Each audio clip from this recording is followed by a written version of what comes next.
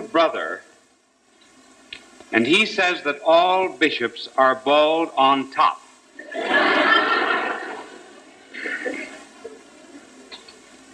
And I told him you were not. He said it would be a miracle if you were not. So would you take off your little hat and show him that you are not bald?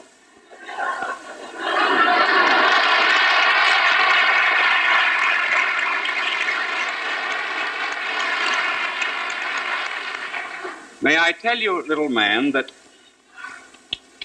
the difference is this. All of the other bishops had mothers who told them that they would all come out on top.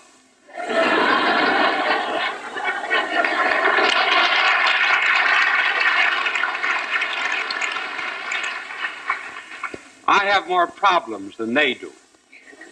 They don't have the problem of whether to part their hair in the middle. The subject of this telecast is how to think. First of all, how to think about statistics and figures and graphs. Secondly, how to think about new ideas. First of all, how to think about statistics. There are two kinds of reasoning, or two general ways of thinking. Now here we're getting very deep, but it will only last for a second. You can turn off to another program while I explain this, then come back. It'll be over briefly. One way of reasoning is called deduction, and that is from the universal to the particular. For example, all men are mortal, John is a man, therefore John is mortal. And the other reasoning, from which there come graphs and statistics, is induction. Induction is from the particular to the general or the universal. Now, one of the reasons why we have to use this particular kind of reason is because we would never know certain conclusions unless we made an investigation. That's one of the reasons we have to have statistics. For example, suppose you wanted to answer such questions as these. Is marmalade stickier than jam? Well, you have to use induction and go around and stick your finger in marmalade and jam. Or this problem. Do babies with blue booties cry louder than babies with pink booties? Which do men prefer, nightshirts or pajamas? That's the question you would have to investigate. You never could find it out by deduction.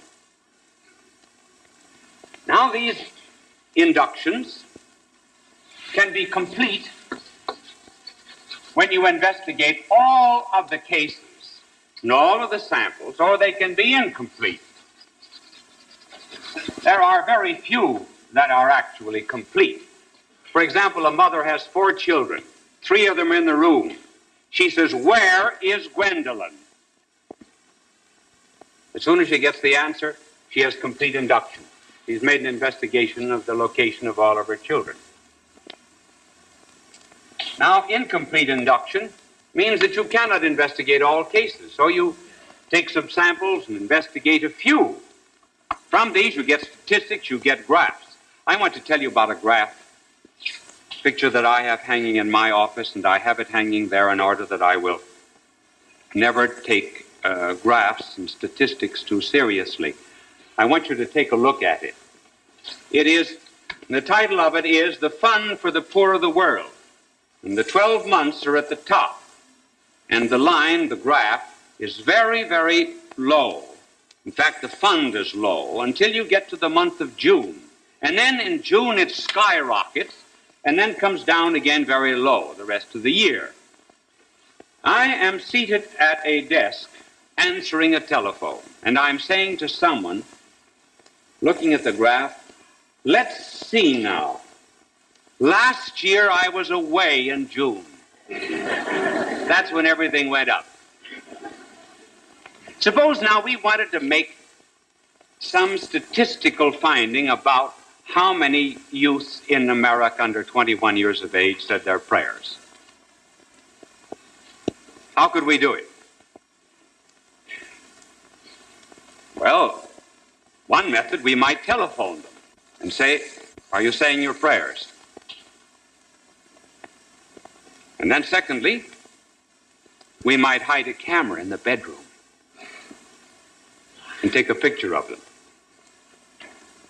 And thirdly, we might also ask them to keep a diary and write down every time they said their prayers. Suppose now I gave you a statistic. Suppose I investigated the number that said their prayers, or I said that I did, and I gave you this answer. The 12.3% of the youths of America under 21 years of age say their prayers. Now, you'd be very much impressed with that, wouldn't you? Because there's that 3%. And you would say, my, that must be scientific. That 12.3. That was one of the great advantages, incidentally, of the Ivory Soap advertisement. Ivory Soap, 99 and 44, 100% pure. And you would say to yourself, my goodness, if Ivory Soap admitted that there's 56 100ths of 1% impurity, that must be good soap. It was the fraction that got you. All right, now suppose I said that, 12.3. Now I'm going to tell you how we might arrive at that conclusion. Suppose I investigated. Cannot investigate all of the youth in America. Suppose I phoned 600 of them, from which I got 12.3. Now I'm going to give you some rules for statistics. And notice how they're going to be worked out. Whenever you hear a statistic, always ask these questions. 1, how many possible cases are there? That is to say, how many cases could be tested? 2, how many were tested? 3, can you believe what they told you? That was the problem Kinzig had. Did everybody tell Kinzig the truth? Not on your life. You can't be sure if you call up the boys and say, did you say your prayers, that they said their prayers? And 4th, if it comes from an independent laboratory, who paid for the experiment? If cigarette X blows much better smoke rings than cigarette Y, who paid for that investigation? The independent laboratory isn't in business with their health, you know. Now, keeping this in mind, suppose we investigated 600. How many boys and girls are there in the United States under 21 years of age? 60,160,000.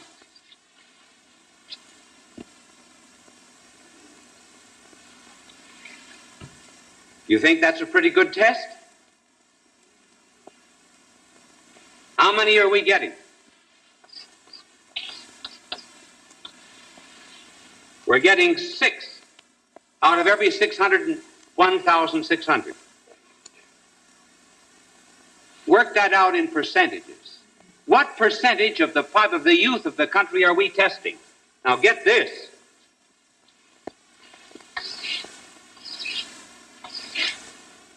I'm not finished yet.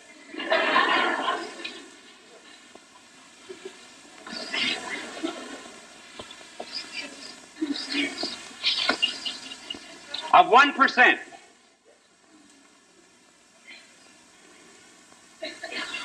You see, I'm a rapid calculator. Did you ever hear about the rapid calculator? It was a man who was on a train.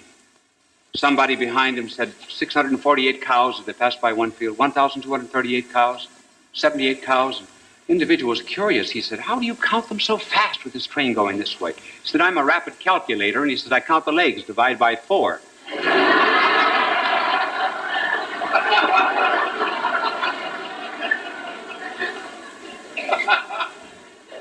All right, if I investigated 600 cases out of the 60 million, I've only sampled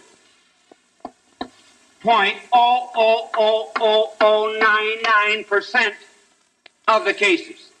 How much is it worth? Nothing. Nothing from the point of view of reason.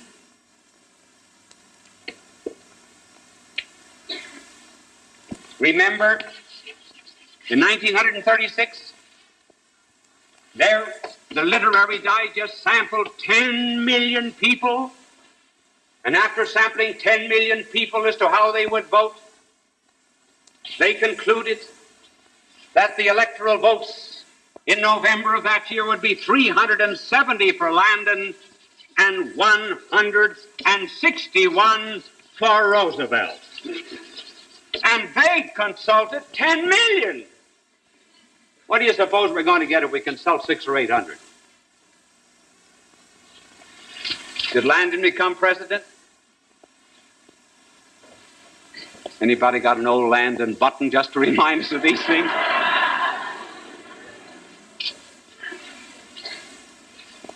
Another sample. Some years ago, Johns Hopkins University admitted women to the university. The following year, I was reading in a work on statistics, figure was given out that 33 1/3% of the women who attended Johns Hopkins University married professors. That was marvelous opportunity for young women going to a university. They would have a choice of all of these learned men. All right, what are the laws of figures? 1, how many cases were possible? 2, how many were investigated? So we asked, how many students were there at Johns Hopkins? Women. 3, how many married a professor? 1.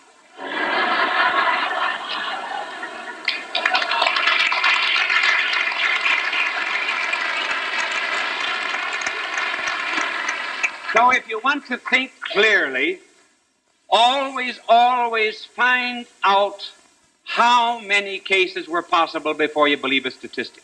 Now, here's one statistic that you can take from me that is absolutely reliable, and it's worth remembering. 50% of all of the married people in the United States are women.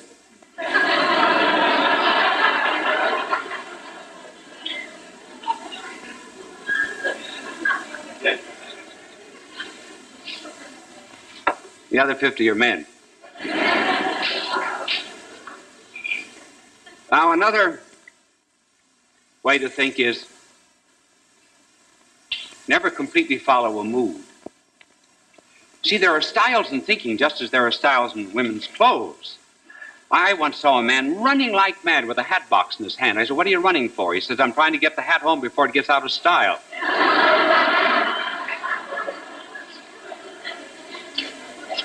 Well, there are fashions in thinking, too. And the fashions in thinking are made by scientists. For example, we've had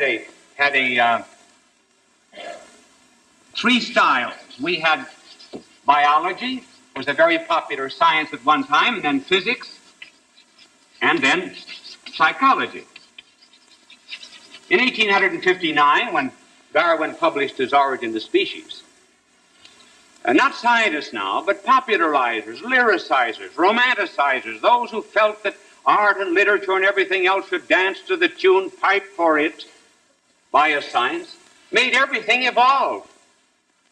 For example, Grant Allen wrote about the evolution of God, evolution of marriage by Westermarck, creative evolution by Bergson, which the whole cosmos was evolving. I used to attend lectures at the University of Paris. Bergson was there teaching, and he was very popular, you see, because he had romanticized this. It was the mood and fashion to talk of evolution in those days. And you had to go sit through a dull, stale, flat, unprofitable lecture on mathematics in order to save your seat for Bergson's lecture. And all of the fashionable dames of Paris and London were there. You'd find outside of the Collège de France, you'd find automobiles, Rolls-Royce, Chanard Walkers, Hispanis, Suiza, Renaults, and all the fine machines. I remember one day coming out of the class at Bergson, some English lady spoke to me. She says, "Wasn't that a wonderful lecture?" I said, "What did he say?" And so she told me something that he didn't say, and I spoke to her in French. She didn't understand a word of French, but Bergson was wonderful. So it was the fashion. Then that fashion died. Then when Einstein developed his theory of relativity, then we got a whole group of lyricizers here who said that everything is relative to space-time. And then we got relativity of morals, relativity of law. And then we got a new kind of literature in which we were constantly getting back to new beginnings. Remember Gertrude Stein, a rose is a rose, is a rose, is a rose, is a rose. And Professor Alfred North Whitehead of Harvard said that God is a creature whose matrix is space-time. It was just a popular thing to do, to talk about space-time. And then that ceased to be popular, and then we got into the domain of psychology. And when Freud, as a scientist, published his work in which he developed the importance of the subconsciousness, which was indeed a great scientific contribution, there immediately cropped up here those who made everything dance to the tune of psychology. Then you got juvenile delinquency explained away as an Oedipus complex. God was called a father complex. Then you got a new style of literature. Notice today the short stories don't end, they just stop. There are no characters in literature like there were in the Victorian era, characters with an ethical simplicity like Micawber or Uriah Heep. They're disconnected, like pearls in the string the string of which is broken. And one is interested only today in the psychology of everything. That's because it happens to be a mood. Now the point is this: one cannot take, and to think well, remember that you cannot take the methods and the conclusions of one science and apply them indiscriminately to another science. Each science has its own object, its own method, and it is entitled to that method. But you cannot take biology and apply it to engineering. You cannot take the subject of a sentence and apply it to another sentence. Take for example the sentence, this sentence here. Mathilde is artistic. And now take the sentence, the piggy, Porky, is fat enough to kill. Now can you take the predicate artistic and apply it to this sentence here and say Porgy is artistic? Can you take this, Porgy is fat enough to kill, and apply it to Mathilde? Well, neither can you take the conclusions of one science simply because there's evolution of the biological order doesn't follow that God is evolving, that marriage is evolving, that everything else is evolving. When, for example, you have hurt the palm of your hand, you do not call in a florist. You break the key in your door, you do not call in a piano tuner. Something happens to your windpipe, you don't call in a plumber. If you want to discover the authenticity of a Rembrandt, you don't call in the Lord Chancellor. He's a specialist in law, but he's not necessarily a specialist in art. And therefore, every particular science has its own domain, its own method. And a good thinker will not allow the methods and the categories and the theories to overflow into other domains. And furthermore, it's always a good thing to remember that if you marry the mood or the spirit of an age, you will be a widow in the next one. These fashions simply do not last. And it is not to be said that if one does not follow each of these fashions, that one is behind the times. No, one is behind the scenes and sees that theories that were popular years ago will be forgotten in 10 or 15 years. But we've got to have some principles that do not change to live by. Who today knows Herbert Spencer?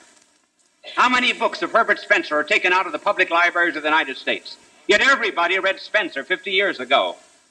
Nobody knows him today. That's going to be true of the same ones who create the mood of this hour. Therefore, to think well, one has to have principles that are independent of space and time, by which one can live. We know that these principles exist, and we know there's such a thing as truth, simply because there's a logos, there's an intelligence behind the universe. And one of the great thrills of thinking is to know all the sides, but also to know what is right and what is true. Why, it's a romance very much, as Chesterton says, like driving a chariot, 6 wild horses, driving them down a mountain lane road. And on either side of this mountain road, there's a ravine here, precipice here, chasm here, and a pit here. And the thrill of following truth is to drive those horses straight down that line. Oh, it's the easiest thing in all the world to be a rightist, for example, in politics. All you got to do is tumble over. The easiest thing in the world to be a leftist. Just fall over. Let go. It was the easiest thing in the world to be an Aryan in the 4th or 5th century. Easiest thing in the world to tumble into some mood today. Very easy to be a communist, just as simple as falling off a log. Very easy to be a Nazi. All you got to do is fall into the other side.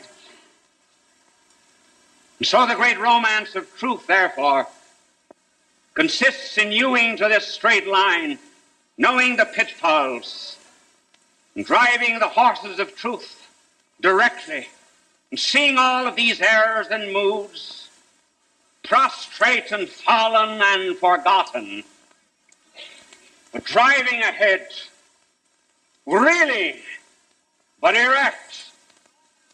That's the romance of thinking. That's the joy of truth.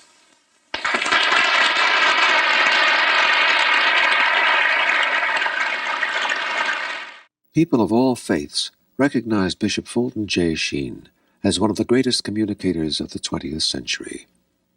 He was born in El Paso, Illinois, in May of 1896. As a young boy, he knew he wanted to be a priest.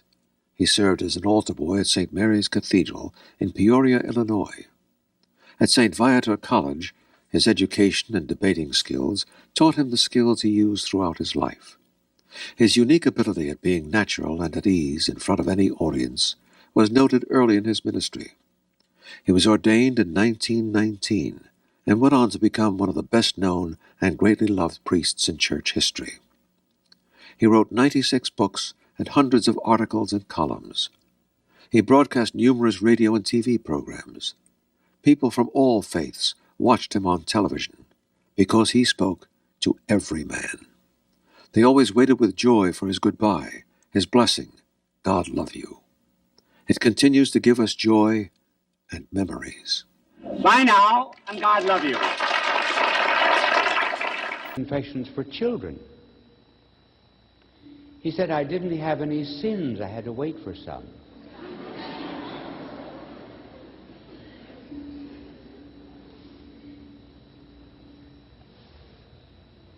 Some lumberjacks in Canada decided to go to confession. They had not been there in a few years.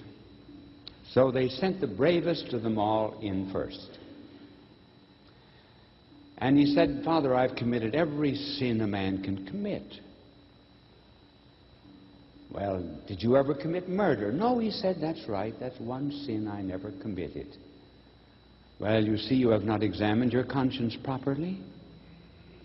Go outside the box and examine your conscience, then come back.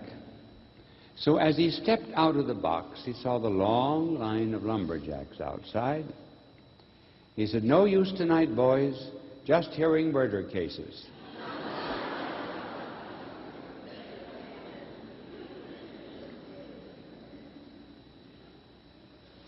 And I was hearing confessions once.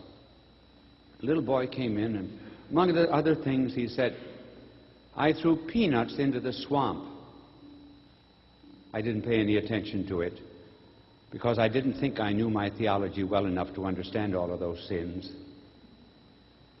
And another boy came in, and among other things, "I pushed peanuts into the swamp." And I heard that 10 or 12 times. And the next boy came in, and I said, "I suppose you pushed peanuts into the swamp." "No," he said, "I'm peanuts."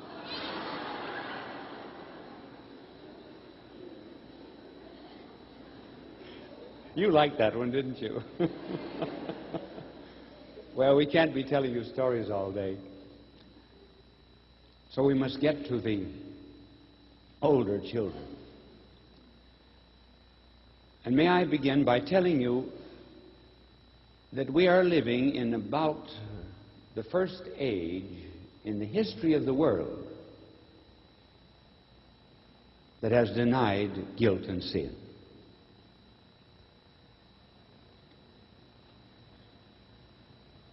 Everyone today believes he's immaculately conceived. There are no sinners. We're just patients, but we're not penitents. Interesting it is that Carl Menninger of the Menninger Institute of Psychiatry in Kansas has just written a book saying, "What has happened to sin?" Curious that as the moral theologians and our catechisms drop the idea of sin, a psychiatrist is reminding us that there is sin. He, for example, has said that the theologians gave up sin and then the lawyers took it up, and sin became a crime. And then the legalists gave it up, psychiatrists picked it up, and then it became a complex. Now, sin is a reality in the world, and we have to face it, for we are all sinners, everyone. As a matter of fact, we cannot begin to receive the mercy of God until we recognize that we are sinners. Now, what happens when we repress guilt and sin? And we do that. Men sin and they pay no attention to it. Same with women. Well, it has a tremendous effect on our mind and sometimes on our body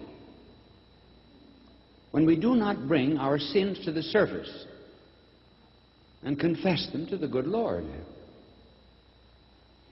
You have heard of transplants in medicine. A kidney transplant, a heart transplant. And you've often read, too, that the transplant was not effective, or the heart transplant was not effective. Why? Because the body resisted it. There are antibodies in our organism that will not assimilate and take hold of a new organism. Now, our soul is that way. It has antibodies. And when any sin gets into the soul, then we're disturbed. Mind is unhappy. It's very much like having a broken bone. The bone hurts. Why? Because the bone is not where it ought to be. And when our conscience is not where it ought to be, then we suffer. We have a disturbance of conscience. We're uneasy. We may try to cover it up by drink and amusement and so forth. But in moments of quiet, the guilt is there. Recall some of the effects of guilt as portrayed for us by Shakespeare. Now just think of it. Shakespeare was born in 1564. I hope that was it. That's coming out of my subconsciousness. Don't look it up. But I think that I was in second-year college. I learned that Shakespeare was born in 1564 and died in 1616. Well, in any case, what is important is the fact that hundreds of years before we had psychiatry, he tells of a complex, a psychosis in the mind of Macbeth and a neurosis in the mind of Lady Macbeth. Now, Macbeth and Lady Macbeth had contrived to kill the king in order to seize the throne. After the murder, Macbeth always seems to see a knife before him. He said, "What is this I see before me? A knife with a handle toward my hand? There was no knife." This was a psychosis. This was the way the guilt was coming out. Lady Macbeth, she washed her hands every quarter of an hour. She saw blood on the hands. And she asked, "Are not all the waters of the seven seas enough to wash this blood incarnadine from my hands?" There was no blood on her hands. This was the effect on her mind of the suppression of guilt. A woman once came to me about her brother. She said, "He's been going to doctors for about 4 or 5 years, and he is no better. His weight has gone down to 90 pounds. And would you see him?" And I said, "If his trouble is mental, I cannot help him. He belongs with the psychiatrist. If, however, there is a moral basis for his condition, then I can help him." The man came. He weighed about 90 pounds, frail, fearful. And I said, "Talk to me for a half hour. I will not interrupt you." He talked for about 40 minutes. And I said, "How much money did you steal?" He said, "I didn't steal." I said, "How much was it?" He said, "I resent that. I am no thief. I did not steal." "How much was it?" He said, $3,000. He said, "How did you know I stole?" I said, "I didn't know you stole." "Well, why did you ask me?" "Well," I said, "as you talked, you told me that whenever you put money in the collection box, you always wiped it off first. And I thought perhaps you had dirty money." Yes, he said he had stolen $3,000. Well, we made arrangements to pay it back, and his health picked up. This was the guilt on his soul. Just think, my dear ladies,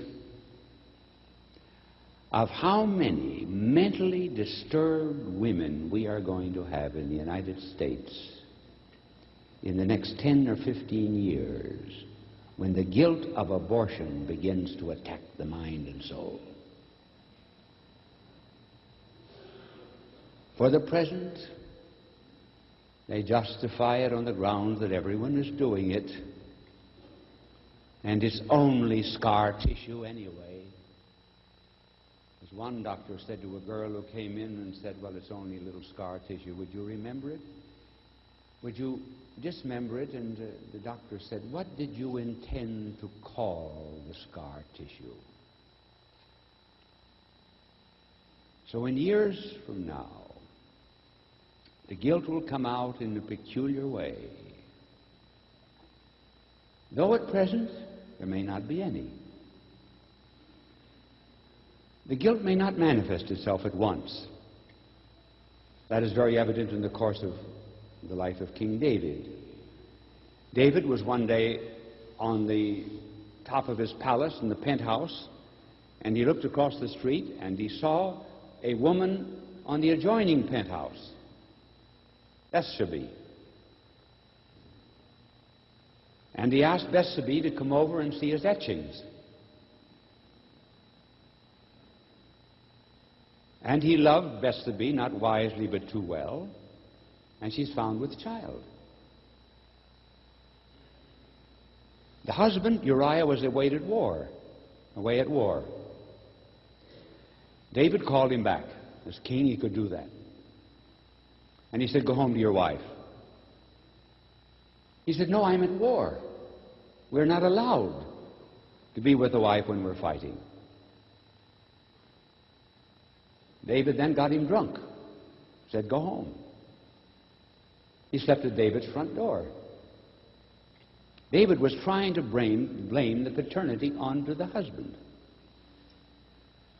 So finally, finding that he couldn't get rid of him that way, he said to the general, put him in the front lines. Men have to die in battle. Maybe Uriah will be killed. Uriah was killed. It didn't bother David in the least. Until about 7 or 8 months after, the prophet Nathan came to him. And he said, Nathan, I have a problem. He said, David, I have a problem. And you as king must settle it. There was a poor man who had one tiny little ewe lamb. Next door to this poor man lived a rich man who stole the poor lamb and made a banquet for his rich friends. And David immediately became interested in social justice. David said, this shall not be. He shall pay with his life, and the property shall be restored fourfold. And Nathan said, thou art the man. You took the ewe lamb of Uriah. And you killed that ewe lamb. The ewe lamb was Bethsabee, I mean. And you have taken this lamb away from the husband. And that was the moment when David sat down and wrote the famous Psalm 50. Have mercy on me, O Lord, have mercy on me. Or I think it's maybe 51 in the New Scriptures. You see, sometimes, now not always, but sometimes we can cover up our want of individual justice by a great love of social justice.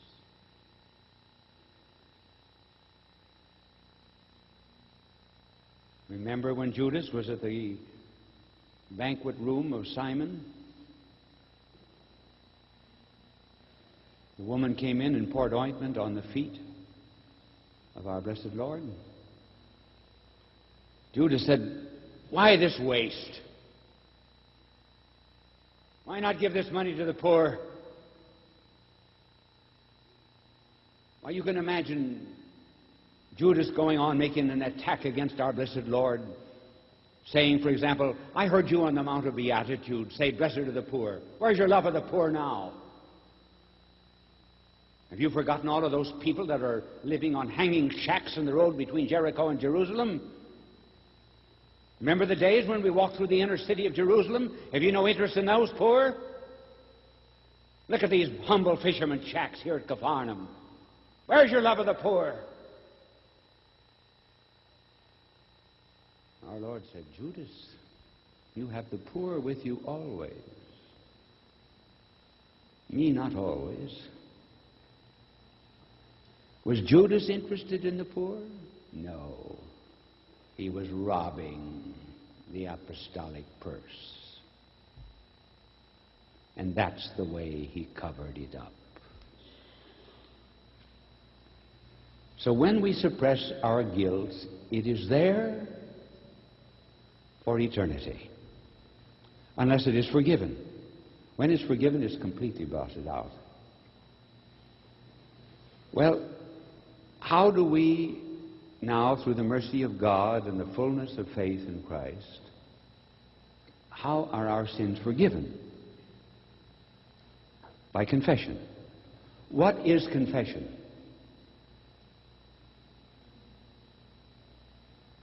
Nudity. Nudity of the soul. Stripping ourselves of all false excuses and shams and pretenses and revealing ourselves as we really are. Do you know, my good people, that as we have given up examination of conscience and confession, that nudity increases in the world, physical nudity? Let us study it for a moment. When Adam and Eve were in the garden, they were naked, but not ashamed. Why? Because they were covered with the aura of God's grace. It, as it were, shone round about them, robed in glory. And hence there was no sense at all of nakedness. After they fell, they perceived themselves to be naked. Why? They lost the grace of God. And then they had to be clothed. Now, I could give you, and I wish we had time, but I'm not going to do it, to tell you how their nakedness was covered up and to explain the mystery of it. Do you know how their nakedness was covered? Yes, fig leaves, I know, but they wilted. Their shame was revealed. How was it covered up? God made for them the skins of animals. God did something. It was done vicariously. An animal was killed, not them. And thirdly, it involved the shedding of blood. And I could take you all through the Old Testament and unfolding that story. But the point is that they were naked and ashamed because they'd lost the grace of God. In our modern world, we're bringing back nudity,